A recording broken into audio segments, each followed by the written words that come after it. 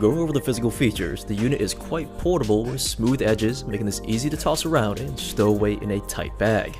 The entire unit is wrapped in a very solid aluminum grille. Pressing on this yielded no flexing at all. Now there's two drivers that I can see on the front here, but there's nothing on the rear despite again being wrapped all the way around in aluminum, and no sound comes out the rear just to clear that up. Now on the bottom and the top is a matte finish which looks simple yet classy.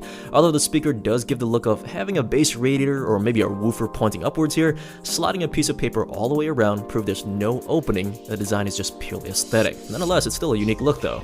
Looking over the buttons, they're all touch sensitive and they all work very well. When the unit is on, the unit glows a very bright white and not a cheap dim looking LED.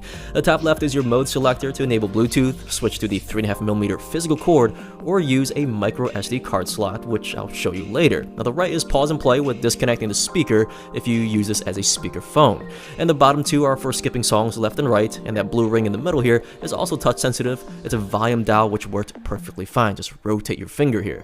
Now rotating to the rear, there's your on and off switch with a 3.5mm port to physically connect your device, a TF card slot, which is the acronym for trans flash, which SanDisk stopped using that name a while ago, but micro SD card slides basically right into this and plays music off of that.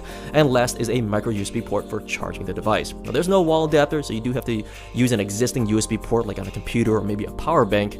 And last, there is a tiny LED under that indicates if the unit is being charged or basically if it's full. Now one issue, the light is very small. When the cord is plugged in, it does block the light, so checking it, it's somewhat of a slight nuisance though. Now regarding battery life, the SoundBox is claiming up to 12 hours of battery life in general. Like all my Bluetooth speakers I test, I did leave this on at 50% volume from a full battery to dead, and I personally achieved 14 hours and then I just stopped. Now regarding range, I did walk from one side of the house to the other, went downstairs, and had the signal pass through several walls with my Samsung S7, and no problems at all. That's about 40 linear feet.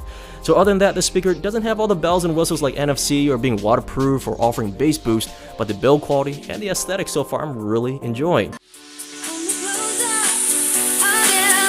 How deep is your love?